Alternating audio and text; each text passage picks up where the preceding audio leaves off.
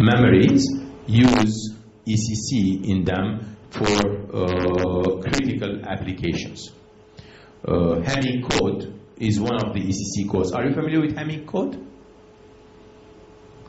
Have you dealt with Hamming? No. Hamming is one of the codes that you can add extra columns to your memory to store a code and have a storage in the memory. And each time you read something out of your memory, internally it compares to the code to make sure that your content of the memory is kept accurately, is not damaged, right? And if it's damaged, it does the correction on it. If there is a single fault in the memory, the Hamming code can do the correction.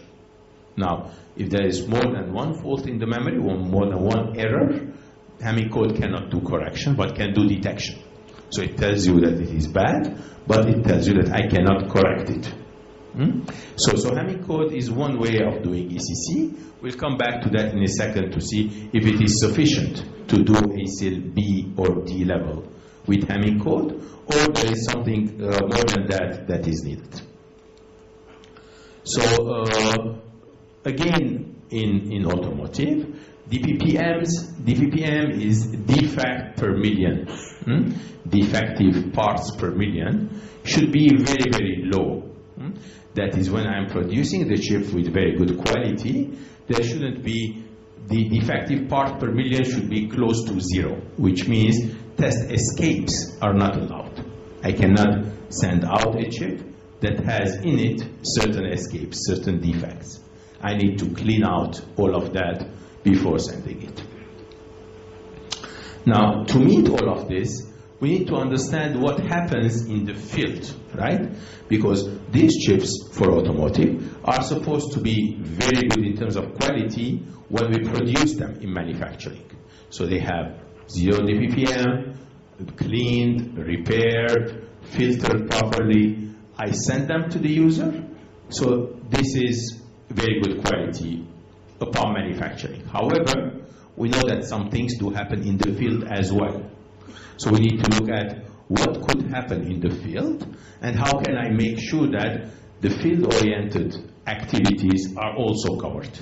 And that's exactly what will be needed here. So the reliability-oriented faults are the faults that do not happen in manufacturing, but happen later on in the field due to the time, due to the life cycle. So those can be of two sorts. Either they can be intermittent faults or transient faults. Intermittent faults is the same fault that appears sometimes and doesn't appear some other times. Weak faults are intermittent faults. It's the same cell in the memory. Sometimes it's showing failure. Sometimes it is working properly. It could be due to the condition around it. So intermittent is things that are on and off. Sometimes working and sometimes not, but the same fault that is. Transient faults are not like that. Transient faults are the ones that would happen suddenly, but will disappear and will not come back. So these are, for instance, radiation. Radiation hits a bit, the bit flips its content, but then the radiation is gone, that fault is gone. So that cell does not have a permanent problem, does not need to be looked at as a permanent fault, but it's a transient one. It happened, but that reason, the radiation, for instance, disappeared, therefore that fault is not intermittent. The next radiation, when it will come, most probably will not come to the same cell again. It will come to some other cell, perhaps. So it's not like the intermittent one, where the same cell will come back again and again from time to time. So the transient fault and the intermittent faults need to be handled in two different ways. What happens in this reliability faults could be infant mortality first. We discussed this earlier. That is the faults that happen in the early life cycle.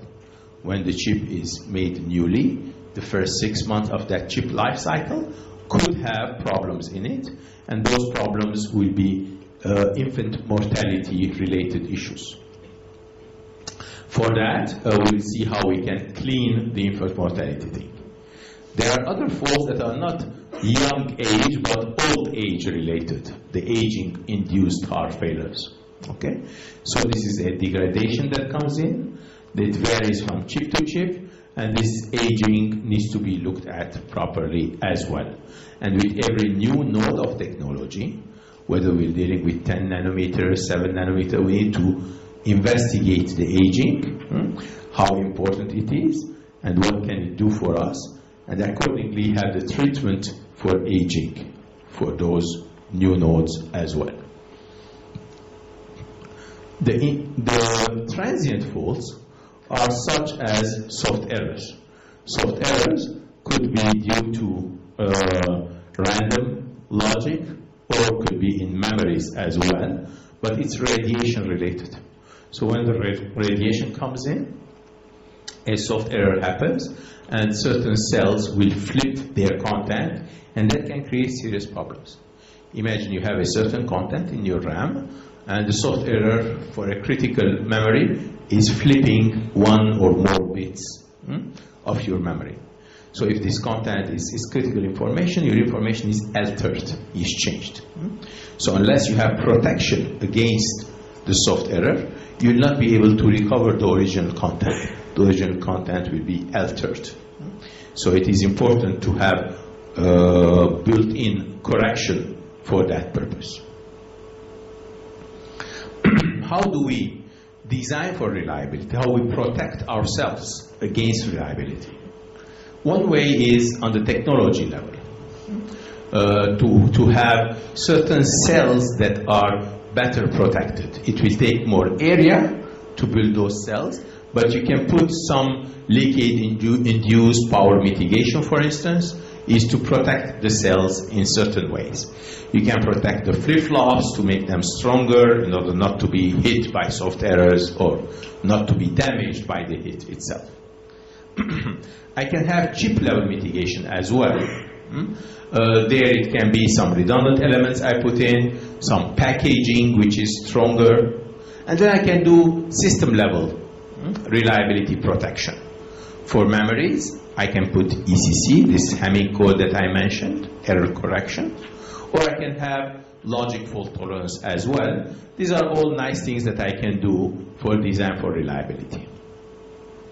If I look at the soft errors, what's happening is that the radiation is the same as before, whether they're alpha particles or gamma particles that are hitting the cells. However, in the past, when a memory cell or a memory array got a hit, one cell would flip the content from 0 to 1 or from 1 to 0, and then I will be able to correct it when I run Hamming code. I will detect it and correct it. Now, because we are shrinking the technology, the bits are smaller, they're much closer to each other, they are miniaturized. So the same hit that is coming, instead of hitting and flipping one cell, it's flipping 2 cells, 3, 4 cells together. So the content of my memory with the same soft error, with the same radiation, is damaged with multiple cells rather than a single cell. That means when I'm going to do the correction, I need to do correction of multiple cells, not a single cell only. So my Hamming code that was invented 40, 50 years ago is not sufficient anymore to do error correction for these transient errors, because it was assuming single bit is damaged and single bit correction. It cannot do multiple bit correction. If there are multiple bits, it will not correct. It will detect, it will say, memory is bad, but I cannot recover. So instead of the Hamming code, therefore, we had to create new types of codes and new types of error detection correction schemes that will help me do more correction. If 2 bits or 3 bits or 4 bits have been damaged, I can do multi-bit correction. And this shows us that the multi-bit correction is an important thing, and it's going up. And in fact, when we started to go below 90 nanometer, when we started to go to, below 28 nanometer, with 22, 16, and so on, we started to see the ratio of multi-bit failures, multi-bit errors, is becoming more than half of the failures. So the probability is more than 50%. The multi-cell upsets. The MCUs are the multiple cells of the memory being upset. So multi-cell upset is more than 50%. Single-cell upset is becoming lesser and lesser. Therefore, any correction with single-bit upset is not sufficient anymore. So this shows us how we do that. If this is my memory, I generate an ECC code, I check the ECC code, I do the error indication. This is reporting that there is something bad, and this is the correction. So if it was Hamming code, the correction will do only for single-bit upsets. For multi-bit upset, I will notify but not be able to correct. If it is multi-bit upset, the correction will not happen unless my code and the solution that I put with my memory is multi-bit correction. So gladly now we have created some multi-bit correction solutions. So the star ECCs do multi-bit correction instead of doing a single bit correction anymore. So the advanced transit error have fault tolerance in it, and this can be used in automotive applications because these are very critical, but also they are used today in biomedical, in networking, in satellites. So it's a nice, highly automated flow where it replaces the traditional ECC and it allows you to do a more intelligent ECC with multi-bit correction if we're dealing with 28 nanometer and below. Okay? So this ECC therefore is an important solution, and it does not need separate sessions. Unlike the self-testing, unlike BIST, which it's either you run the BIST or normal function, one or the other, right? So you have a different session for BIST and different session for normal testing. ECC runs in parallel with normal function. So the ECC is you're running the regular application, the regular functionality, and at the same time, this extra circuitry to do the coding and checking and so on are running at the same time. So you're not having a different session for ECC. ECC is your regular session, and it's running the job with you properly. For aging, we have other things that we need to look at. We need to look at the lifetime and what could happen later on. So there are a number of ways, MBTI especially, that are showing this issue.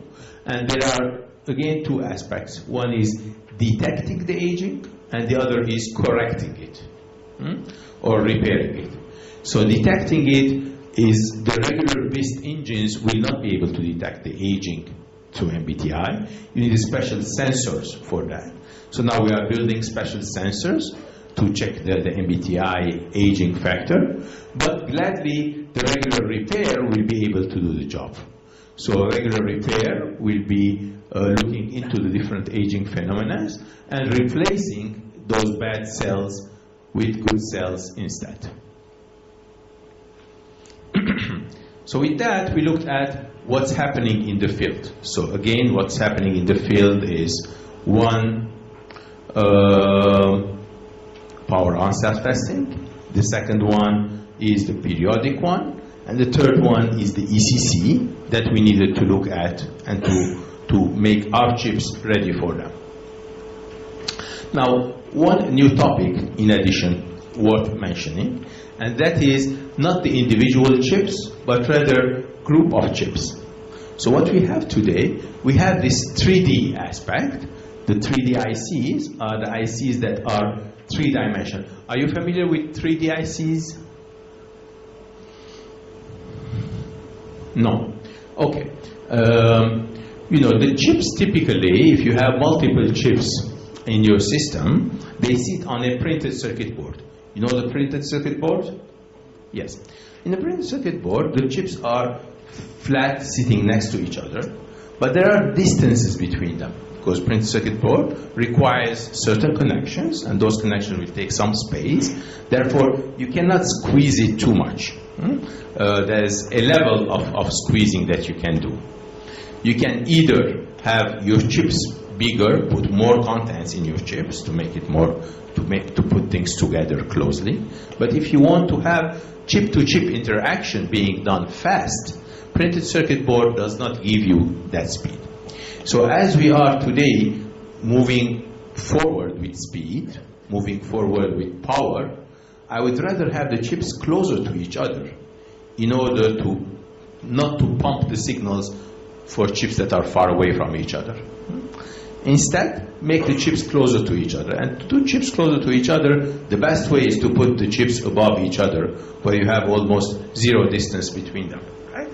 And then send the signals much faster and have the ability to have area-wise more squeezed small area because they're sitting above each other rather than far from each other. Signals much faster because they are just above each other, so you can send the signals. And if the distance is small between them, I don't need too much power to pump the signals, so I can save on the power as well because there's no more pumping and buffering and so on. The signals will be traveling short distances, so I can save in area, in performance, and in power. So everything will be much better if I use these technologies that are more advanced than PCB. Technologies that will allow me to squeeze things closer to each other. Now, to do that, I need newer solutions. Today, there are such solutions. If this is one die, this one, and this is the next die, so this is the top level die, and this is the top level die. I'm not saying a chip, because a chip typically assumes that it's a semiconductor piece which has a package on it. So it's a package chip. The die is an unpackaged chip. It's the wafer that is cut into pieces, but these are still individual dies, not chips yet, because I haven't packaged them. So if I take these non-packaged dies, like this one and that one, and I have some special connection solution, and this is new technologies, the top die will come with some bump, the bottom die will come with some bump, and I will be connecting those bumps to each other. That will allow me to have the layers nicely, and these guys talking to each other. You see there's no distance. There is zero PCB distance between these two chips, and therefore they can communicate very fast. But that assumes the bump to bump is matching properly. Those distances at a very small scale are working perfectly. So there is an accuracy issue, there is chemical material issue, and so on. And then there is something called a TSV, we'll come back to that, that will allow us to travel throughout these areas. These are nice channels through which I will send my signals. Of course, this will have also power and temperature issues. As I'm putting the silicon next to each other, the temperature will raise very fast, and I need to have some cooling solution and so on to go with it. Because having silicon on silicon will be restricting me a little bit. There is another solution called 2.5. 2.5 means a little bit before 3D. If 2D is the PCB and 3D is these vertical structures, such as this one, this is a 3D because they are sitting above each other. 2D could be these two sitting next to each other, but sitting on this, but still the entire thing is packaged. So this one is not packaged separately, this one is not packaged separately, but still it's horizontal. So if it is horizontal in nature, next to each other, it can be considered 2.5D. So this is a 2.5D. But if this is totally vertical, it is 3D. Typically where you need to apply this is with logic and memory. Because you have a logic SoC, which needs some DRAM, and this DRAM is very large, it cannot be embedded inside the SoC. Therefore I put it above, and I do my connections through these bonds, and this logic to DRAM connection can be done in a nice 3D manner. Here also you have logic to memory connections, but in a 2.5D manner. So these are all nice solutions to speed up the time and the processes, and we have multiple such technologies coming up. So I have something called memory cube, where the memories are sitting above each other. So this is a memory solution. Instead of creating a more complex DRAM with many, many additional bit cells, I can take all the technology DRAMs and put them above each other, and gives me a lower solution of a large capacity DRAM by building this number one solution. Number two solution is a 2.5D. So it's a silicon interposer. So it's more advanced than the PCB technology because it's much smaller kind of space and smaller connections. And I package this whole thing together. And probably this blue one is some memory sitting above each other and some SoCs sitting next to them. Okay? So it is memory to SoC connection via a silicon interposer 2.5D. Then we have this number three is the wide I/O memory cube. Memory cube and logic is where you have the red logic chip, and then you have the memory sitting above that. So wide I/O or HBM are different standards for building DRAM memories above a logic. And this is quite common today. We do have a number of companies that introduce this in their actual products. In some cases, not all the memories are sitting above each other. It could be one large SoC and one memory sitting here, next memory here, next memory here, and so on. So there are different configurations of creating this.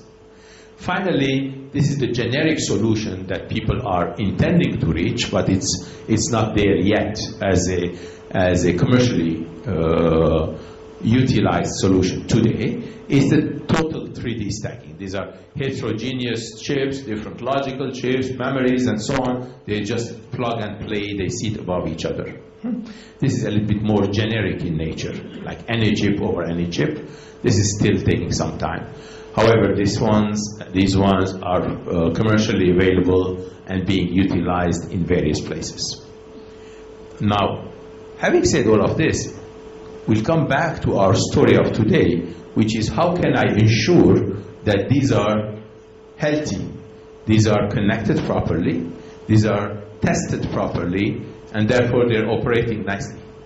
Even if every single chip has been tested nicely, every single die has all the things that we mentioned earlier, has all the built-in self-test in it, has repair in it, has diagnostics, hierarchical test, and so on. But that doesn't mean that when I put the chips above each other, the entire thing is nicely testable. So test access, 1500 or JTAG standard and so on are meant for chip level testing. What if I have multiple chips? How do I test them? Is there a standard there? So this IEEE P1838 is the standard that allows us to go beyond one chip to do multi-chip testing, especially to do this 2.5 3D testing infrastructure. What it does, it tells us that if this is a die, and each die is tested by itself, typically a die has accessibility, has some registers that I can read from the primary IOs. So this is one die, this is another die, that's a third die. So if I look at them individually, some of them have scan chains, some of them have core BIST in them, and so on. This is the one with BIST, this is the one with compression, this is multiple next to each other. So I know how to deal with them, different die. So this is doable, we learned about this all along. With board, this board has these 3 chips. I can come and have my test access port, and I can go from one, connect with chips to each other, and test in between those interconnects at that board. So that is also doable. So these two we know how to do, PCB as well as individual dies. However, once I have stacked testing these next to each other, and I have high-speed connections between each other, and then having access to this one is not possible unless I come through this. Because one chip has primary input-output, the other chips don't have primary input-output. They have internal connections between them. We call them TSVs. So these pins are connected to here, and these pins are connected to here. But the ones that are externally accessible are only these ones. So now I have hidden connections there and there. Therefore, I need a way to test this chip through this one and that chip through this one, but also to test the interconnects and make sure that they are don't have opens and shorts in the interconnects themselves, right? And that's an important one. So for this stack-oriented testing, for the 3D stack-oriented testing, we need to develop a solution. And these are examples of such a solution. The example is that each one of them would have its own test access port, which is fine. But this test access port will be accessible through the bottom chip, die 1. And through the die 1, I'll go to die 2. From die 2, I'll go to die 3. I'll access the number 3. And from here, I'll access the bit of number 3, the bit of number 2, and so on. Now, the solution for that is accessibility and testing through that. For instance, if I have a logic chip and some DRAM chips sitting above that logic chip, testing the interconnects cannot be done independently of this, cannot be done from external sources. Rather, I have to build a bus between this logic chip and those, and then this bus needs to have its own embedded test and repair. It has to have its own star engine, and the star engine will exercise the memory test from here to there while going through the interconnects. So instead of the memory based engine sitting inside the green one, the memory based engine of the green one will sit in the purple one. So basically, I'm